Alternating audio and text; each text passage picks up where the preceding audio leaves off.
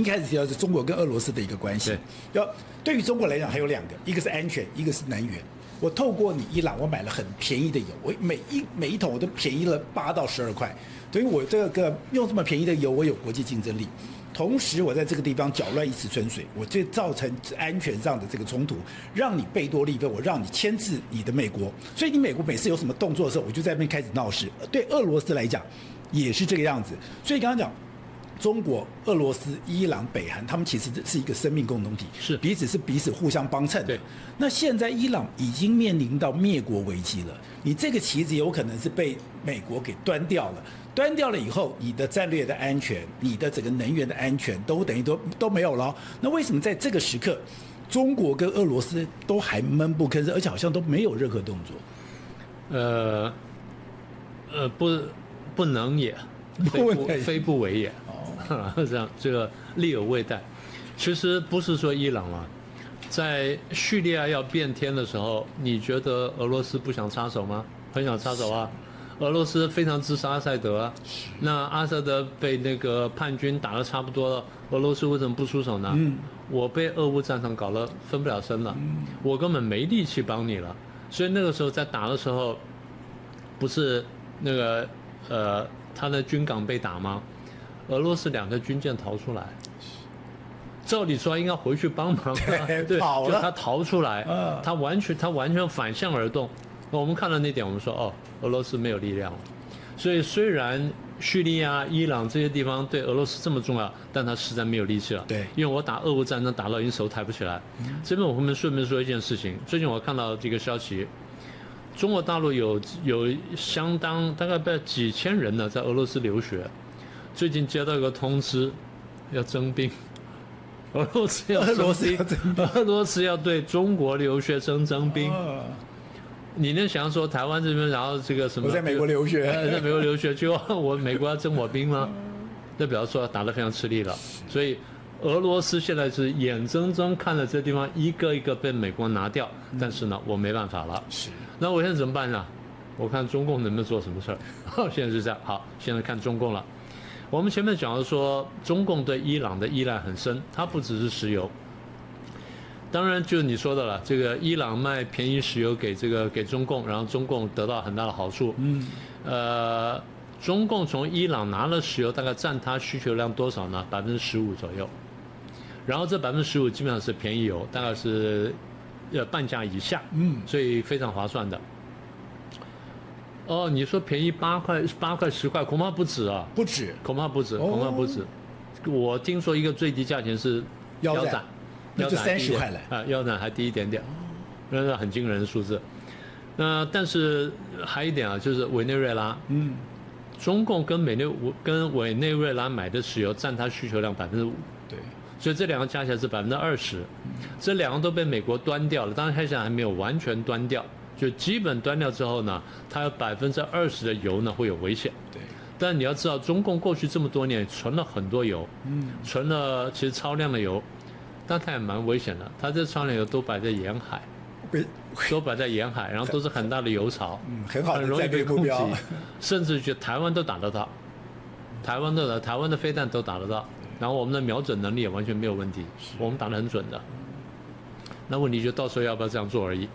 好，那現在講回這個中共這個看伊朗，所以一方面是石油，二方面呢就是剛剛講說一帶一路，大家再看一下這地圖哈，我們把它縮小一點點。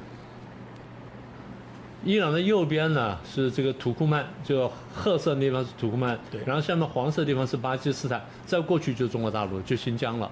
所以這個就是一帶一路走過來的地方。那中共靠一帶一路呢，一方面就是我用這地方呢走到土耳其，然後再走進歐洲去。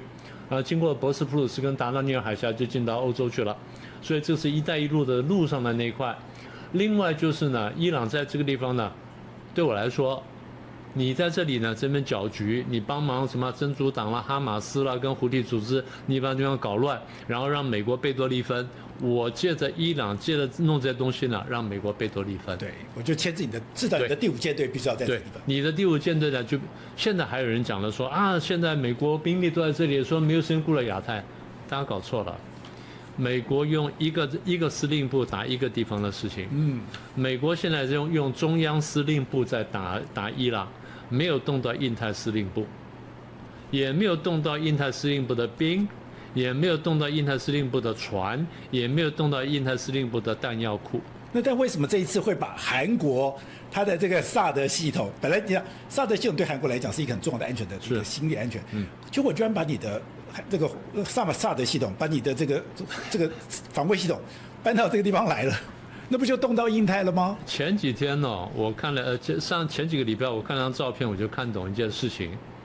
李在明跑到北京去，拿起小米手機跟這個習近平跟彭麗媛拍一張照片。我說李在明要倒霉了，李在明要倒霉了。我說川普看這張照片一定非常生氣，你李在明這叛徒，我一定要對付你。我怎麼樣對付你呢？慢慢來。所以第一步呢，我先把薩德拿下去。我說要拿薩德，拿不拿是一回事。我說要拿薩德，我看你後面怎麼做。你再不乖呢，我就再拿一點，再拿一點，然後最後呢，我甚至要制裁你。我很簡單，我降低關稅就好，這是川普最喜歡做的事情。所以基本上呢，印太司令部呢，他基本沒有動。但是你現在不乖了，我說一下，動你一下。所以韓國那是警告。那警告，對，我發個警告信給你。不是說我的飛彈打完了，我必須要用動你韓國的。現在這樣說，我要這樣講一講。你要知道，川普早上講的話跟下午講的話可能不一樣，但是他講呢，就注意震動韓國。所以簡單說呢，現在基本上是中央司令部在對付這個問題，對付是伊朗的問題。那麼對中共來說呢，它是一個很重要的路橋啊。大家可能還沒有注意到，伊朗我們看左上角它那個地方呢，跟那個土耳其差不多接壤的地方，上面是3個小國家，它跟2個國家接壤，一個叫亞美尼亞，一個叫亞塞拜然，右邊是里海，左邊是黑海。亞美尼亞、亞塞拜然上面呢，黃色那塊地方呢叫喬治亞共和國。喬治亞、亞美尼亞、亞塞拜然當年是蘇聯的加盟共和國。對。所以在那個時候，在蘇聯時代，蘇聯跟伊朗是接壤的。1991年，當蘇聯瓦解了，然後這3個國家獨立出來之後呢，俄羅斯跟伊朗就不接壤了。雖然不接壤，俄羅斯跟伊朗是非常近的，土地上是非常近的。他們從這個里海那邊，從這個里海那邊，他們也可以直接可以連通。所以現在有個說法是，伊朗其實是俄羅斯的南方之盾，對，要維護它。對，所以現在伊朗被端掉之後，俄羅斯現在不是被封鎖嗎？俄羅斯原來是透過里海的這個航運呢，送到伊朗之後，從伊朗出海。所以現在俄羅斯被封掉了。如果整個封掉的話，俄羅斯被封掉了，俄羅斯這個打仗會更加困難。对，那中共面臨一個類似的問題，所以除了能源，除了這個戰略之外，最重要的一點就是我在伊朗投資超過1000億，現在可能打水漂，可能打水漂，但還不一定。所以當伊朗戰爭要結束的時候，美國說要重建，中共一定要跳進來。美國讓不讓他跳是一回事，但他一定要跳，因為我的錢已經在裡面。對，我錢已經在裡面了，我不能白白打水漂，我要拿點回來。所以對中共來說呢，對俄羅斯來說，伊朗都這麼重要。那現在這樣端掉之後呢，對這兩個國家呢影響都非常大。所以現在中共對伊朗呢也不會完全袖手旁觀。他不會袖手旁觀，還會偷偷幫忙。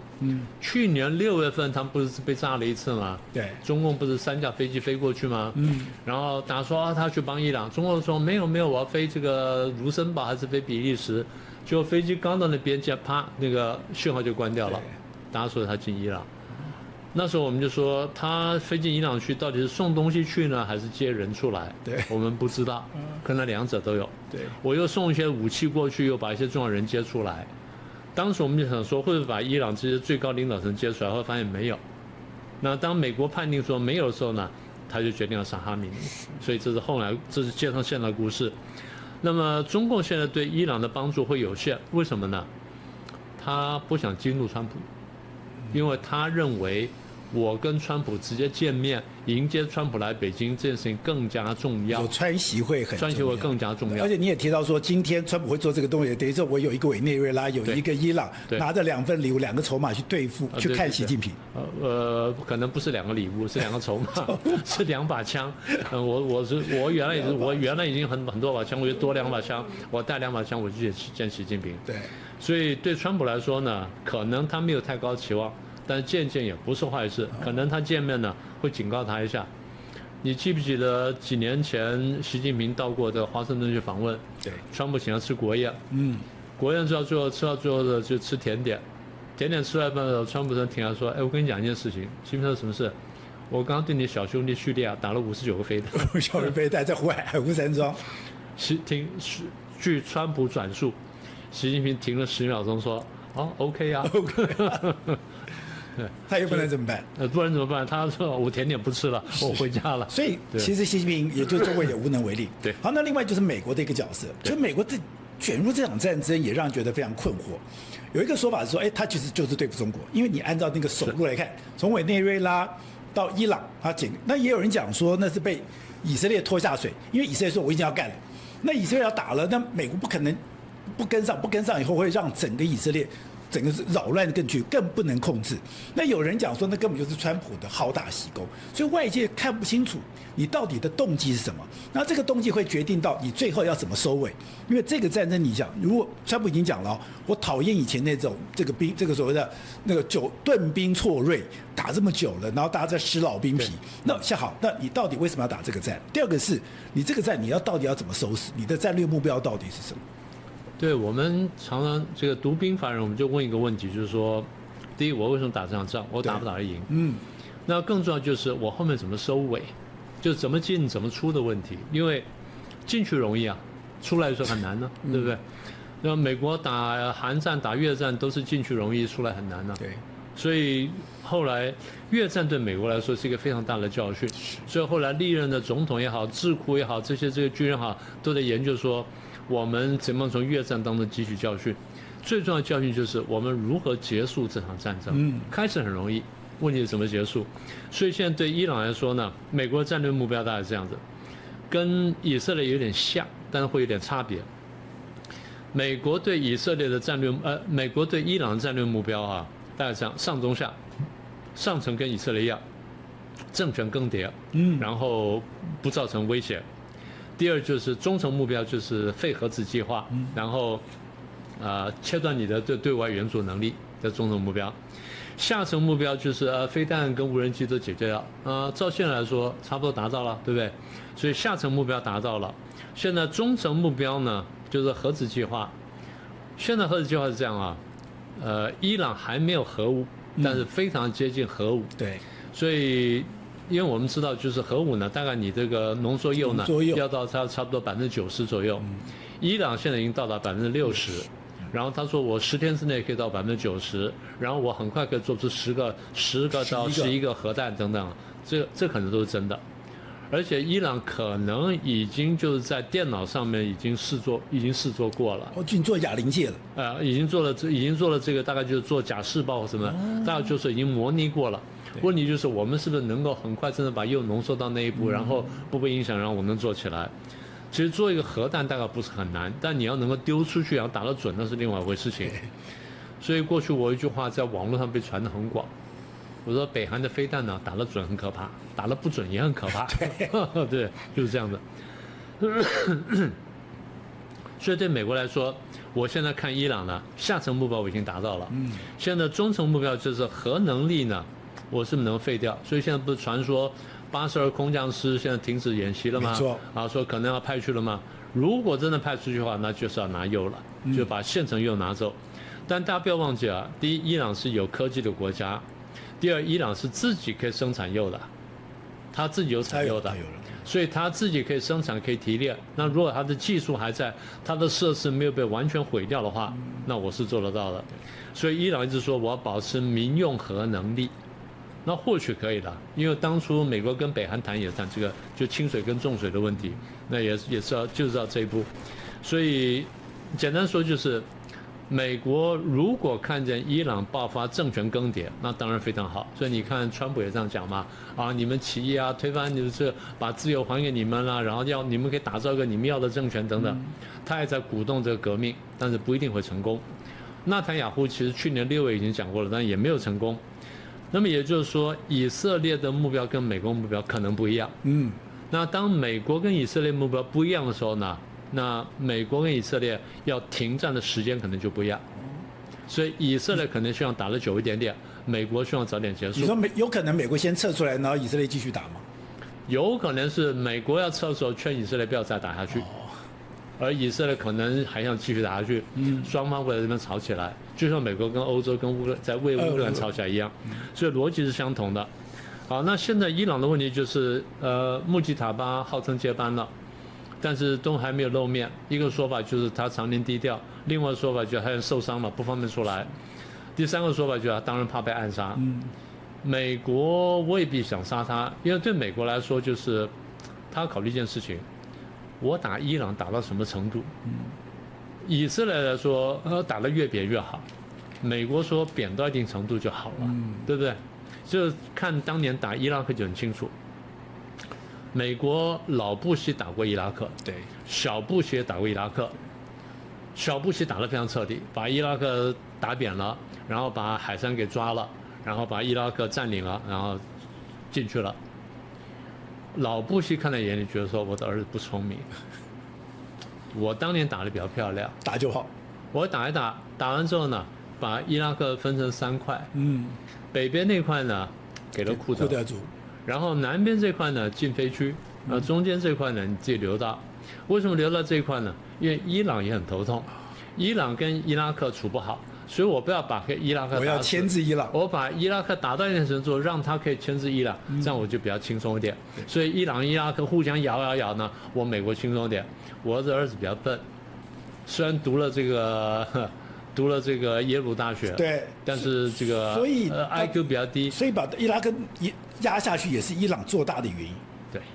對，所以把伊拉克打扁之後，伊朗就做大了。对，伊拉克不打扁的話，不打那麼慘的話呢，那他們倆互相牽制呢，美國就好過很多。所以美國如果這次從當年的伊拉克之戰學到教訓的話，現在打伊朗呢，也可能不要打扁。說不定可以牽制其他的國家，誰曉得將來出來誰呀？對不對？所以打到一定程度就好了。但是以色列大家不這樣想，以色列想說打得越久越好，我要一勞永逸。然後對納坦雅胡說，打到就是我不要去面臨這個，不要上法庭就好了。打到我自然死亡可能是最好的時間。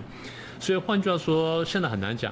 那現在一個問題就是，對於美國來說，或甚至對以色列來說，穆吉塔巴是不是一個可以談判的對象？他就真的有權利來加油。然後穆吉塔巴願不願意談判？他能不能談判？現在大家各方還在判斷。是，現在我們也還不敢說。好，那妙老師，那當一開始川普說我只要4天，後來兩個禮拜，然後呢，就後來又就90天。那大家就很好奇說，那這場戰爭它到底有沒有一個底？還是說我也摸着石頭過河，我邊走邊看？他當然有底了，就剛剛講了，有底嗎？有，就上中下3策，對他來說打到中策就可以了，這是他的底，就核能。那但是呢，其實我常講，我說大家不要小看美國，大家看美國呢，雖然你不喜歡川普呢，你真的好好把它研究清楚，他的事情不是亂做的，所以你不一定喜歡他做事情的方式。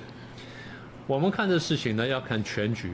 換句話說，我美國打伊朗呢，不是只打伊朗，我打委內瑞拉也不是只打委內瑞拉，也不只是為了石油，石油是一個表面的理由，石油只是這樣削弱了這個增加了我美國或增加我川普對全球石油的定價權。那他要幹嘛？但是我削弱了這個俄羅斯跟這個中共啊，這才是一個關鍵呢。我除了這兩個地方之外，以色列去打了哈馬斯，打了真主黨，打了胡替組織，削弱了這個地區的這些動亂因素，我美國也輕鬆了嘛。所以對我美國來說呢，我跟以色列在這裡呢是有平行戰略利益的。我當然放手讓以色列打，但是你以色列不要在伊朗給我搞出更大問題來，這樣就好了。好，那再來呢？現在美國不是經常講說，我可能會友善接管古巴嗎？對。那為什麼要接管古巴呢？因為古巴也給我惹過麻煩。那現在雖然麻煩不大，但是如果古巴能變色的話呢，那我對盧比歐有個交代，因為他是古巴人。古巴人，這是第一個。第二就是古巴在我後院嘛。對。那如果說古巴變成一個民主政權，或變成一個親美，不一定要民主啊，變成親美政權，我的安全很多。否則中共俄羅斯用這種搞鬼，我還是很討厭的。好，所以古巴出問題了。那巴拿馬我已經大體解決了，是我已經把這個港口拿過來了，然後把中共力量擠出去了。中共現在要告我，但是看起來不怎麼樣。俄羅斯我們剛剛講過了，他現在是捲到烏克蘭戰爭當中，他是做不了什麼事情的了。現在呢，看中共能幹什麼。所以我現在川普呢，我覺得我滿手好牌，現在看我要不要去川習會而已。好，那故事還沒完呢。故事還沒完，中共看美國呢，也不是看中美關係，他一定把台灣算進來。對，那他現在看見什麼呢？台灣跟美國簽的這關稅協定，雖然裡面吵得一塌糊塗，但看起來這個關稅協定可能會過。而且最糟糕是什麼呢？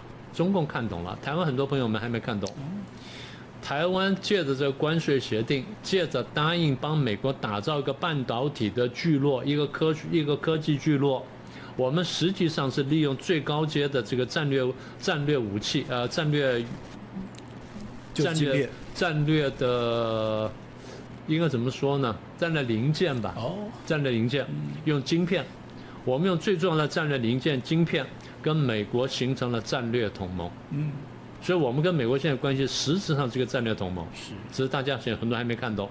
所以今天有個消息傳出來，比如說你知道講伊朗戰爭，因為荷姆斯海峽有一個能源危機，所以我們就看到有兩派，一個是他民間的智庫，一個是他的這個官方的眾議員、參眾議員。他說：“台灣的能源安全我們美國要負責哦。”然後現在有兩個部分，一個是說參眾議員講：“那以後你不要再這個不完全是跟荷姆斯這邊經過這個地方了。”我們美國要提供你安全的，所謂的天然氣，我要提供你安全的石油，等於說你的石油、天然氣這個能源線是美國保護。未來中國你要封鎖、要包圍的時候，美國是要負責讓你穿越的。第二個就是，他說如果真的有一天戰爭了，那乾脆有沒有可能台灣意志，我台灣的這些船馬上換成，就是這些船變成美國旗幟，由美軍來直接保護你，代表說。它是一步一步的。本來我們覺得你只在軍事安全上面，台灣把你加入這個軍事同盟。可是這一次的這個伊朗事件裡面，我們又看到一個在能源同盟上面，台灣也被納到了美國的這個範圍裡面。你記不記得那個武漢肺炎爆發這沒多久，全世界都在買這個口罩，然後台灣當時買口罩也買得很緊張，然後很多人都買不到。那時候我正在上節目，人家就問我說，美國會不會提供口罩給我們？我說會，我會。他為什麼？我說你不要問，一定會，一定會，就這樣的。因為美國已經看見台灣重要性了。我再說一次，美國前任商務部長、現任的商務部長，不管你喜不喜歡他，現任的美國很多高階官員講得很清楚，我們美國需要的最高階的晶片，92%從台灣拿來，我能不保護台灣嗎？對，台灣斷炊就是我斷炊，就這麼簡單。所以台灣現在幾乎是我的咽喉，我必須保住它。所以你剛剛講說，掛美國切好了，或美國直接提供好，那是完全可能的。美國甚至可能會調動附近的什麼能源給台灣，因為它必須保台灣，就這麼簡單。那麼也就是說，中共看現在這個台美關係呢，好到就讓他難受的地步。中共現在更生氣，就是他看台美日關係好到讓他難受的地步。我們的卓院長微服去看了棒球，不管怎麼樣，他去看了棒球。那為什麼有些藍營朋友這麼生氣呢？因為中共叫他生氣啊。當然，中共叫他生氣。對，你卓榮泰跑去只看棒球嗎？你是不是看了高市早苗嗎？對，對不對？非常合邏輯的嘛。你光是禁止，對，你光是行政院長能夠進到了日本，而且你給你通關禮遇，給你行政院長的待遇。那就是過去台灣無可想象的事情，對嘛？而且你覺得他只是看棒球嗎？當然不是。那他跟高市早苗談完之後，然後過幾天高市早苗去看川普的，對不對？然後川普拿了這2張牌之後，又多一張牌，他要去開川習會的，中國當然生氣。所以按照明老師你這樣講的話，等於說現在中國很多的旗子已經慢慢的被拔掉了，我已經慢慢把你內縮了。他是剪裙邊嘛？剪裙邊，對。那剪裙邊最後它只剩下一個旗子，就台灣內部，他只能依靠台灣內部。台灣內部這個棋子是他現在習近平唯一的依靠，不然他周邊的國家全部都已經被剪光了。差不多。所以美國將來會出手。你覺得會出手？或者說一定出手？美國一定出手，這個東西我們就不能細講了。所以對中國來說呢，我看見這個美台關係提升，看見美台日關係提升，我非常悲憤。但坦白說，我能做的事情很有限，我只能操控台灣內部，這剩下一張牌。美國是中國現在看美國就是你對我又打關稅戰，然後又打科技戰，然後又限制晶片，然後你可能還要跟我打金融戰，然後最後你可能要卡我糧食，我到底怎麼辦？所以中國現在真的是非常的焦慮，難怪，所以他必須要有一個川習會，因為川普上台這1年多，我一直沒有跟他直接聯絡上。對，現在他要來了，我怎麼樣都要讓他來。所以這個線是不能斷的。所以再怎麼這口氣我得忍下來，等川習會談完之後，我再來看看幹什麼事兒。我才知道他現在的邏輯。好，那接下來最後就是這個伊朗的一個戰爭，包括這個整個中美台之間的牽動。接下來你說，大家就台灣來講，非常好奇是那接下來會怎麼樣？那對台灣來講，它是會有一個更安全的世界嗎？我先說伊朗會怎麼樣哈？伊朗大概3個可能，現在看起來比較大的可能就是穆吉塔巴在革命衛隊強力支持之下，穩住了局勢。你們要再起來，老百姓要起來暴動的話，我就強力鎮壓。那如果不行的話呢，我再打一下以色列，用對外戰爭呢來凝聚內部。雖然我曉得我們內部呢有2派，一派贊成我，一派不贊成我，所以我要強化贊成我這一派。這個看起來目前看起來可能性比較高，當然就要看後面這個以色列達到什麼地步，這是第一種可能性。第二種可能性就是伊朗會不會分裂或爆發內戰，我們不能排除這個可能性。最誇張的可能性就是伊朗的國防軍跟革命衛隊打起來，對，這是最誇張的這個情況。有可能。然後比較可能的情況就是伊朗的西北角那邊有庫德族。現在一個說法說，美國想幫庫德族，這個川普也講了，考慮幫庫德族，然後起來幹什麼事兒？美國也幫過庫德族，也利用過庫德族，庫德族也希望呢趁勢幹點什麼事兒。但是如果庫德要進來跟伊朗現政權對抗的話呢，最反對的恐怕是土耳其。因為土耳其還有很多庫德族人，土耳其不希望庫德族的力量強大，對，因為他們也有很多，因為對他們裡面很多，對，因為庫德族在土耳其、敘利亞、伊拉克跟伊朗呢4個國家呢人口最多，然後庫德族的總人數大概差不多3500萬到4000萬，就我剛剛在開頭講說，是5大支裡面唯一沒有國家的這支民族，所以他們很希望建國，但是任何一地方建了庫德族的，對其他地方國家的庫德族都有吸引力，都可能會引發動亂，而且庫德這樣的地方是有石油的，是有石油的，所以這個大家都不希望庫德建國，但是美國這地方是有點猶豫的。美國也要看他跟土耳其的關係，跟他跟敘利亞跟這伊拉克關係。好，所以第二就是可能打內戰，北邊是庫德族，然後右下角接近那個黃色的巴基斯坦地區呢，那叫俾路支。俾路支有一支游擊隊也很強大，也可能起來打內戰。所以如果都起來的話呢，那可能會有內戰，甚至裡面還有一些其他的那些遜尼派的這力量等等。或者周邊國家呢，可能想伸手進去，去搞這個伊朗，這第二種可能性打內戰。第三種就是民主革命，就民主革命，這個幾率現在比較小，但不能排除，所以這是伊朗的未來。那對台灣來說，就是我們要緊盯的局勢。我再提醒大家一下，台灣的國際戰略呢，你不能想當然耳，你不能說啊，我想幹什麼就幹什麼。台灣的國際戰略呢，必須跟世界第1強國平行。跟美國平行，換句話說，美國怎麼走，你陪着怎麼走；美國怎麼走，你陪着怎麼走。日本都這樣走的，我們當然也沒有太多選擇。所以大家說抱美國大腿，不是，你是看清楚自己戰略利益之後，你主動決定我如何這個主動配合。但管中閔說不能靠美國啊，這樣太危險了，太沒有志氣了。那你要靠中共嗎？你要靠中共嗎？講這些話的人很多是靠中共的，是不是啊？對不對？所以我常講說，國際戰略呢，你要比較冷靜的觀察，有時候是很殘忍的，沒辦法。如果說我們當年打內戰打贏了或沒有打輸的話，我們占據長江以南，我們可以這樣玩。現在我們連長江以南都丟掉了，我們只靠台灣海峽的話，目前只能這樣玩。是，將來大陸局勢有什麼變化的時候，我們再來說。好，我想講整個世界它是一盤棋。現在我們的節目或者我個人越來越關心整個國際政治，是因為看起來遠在天邊千里之外，可是它的一舉一動都牽涉到我們的生命線，你都很難想象伊朗的這樣的一個戰爭裡面，其實美國其實是要對付中國的。那另外透過這樣的一個戰爭，我們居然就被納到了整個美國的能源生命線，對台灣來講是越來越重要。所以听了今天明老師的這個分析，我們非常謝謝明老師，就是讓我們知道說，整個這盤棋裡面，台灣要在這過程裡面如何的安身立命。謝謝明老師，是謝謝，也謝謝大家。電視看不到的獨家內容，鎖定 YT 寶傑怎麼說，每週3、4晚間6點獨家上線，按讚、訂閱、開啟小鈴鐺，加入會員按下超級感謝，聽聽寶傑怎麼說。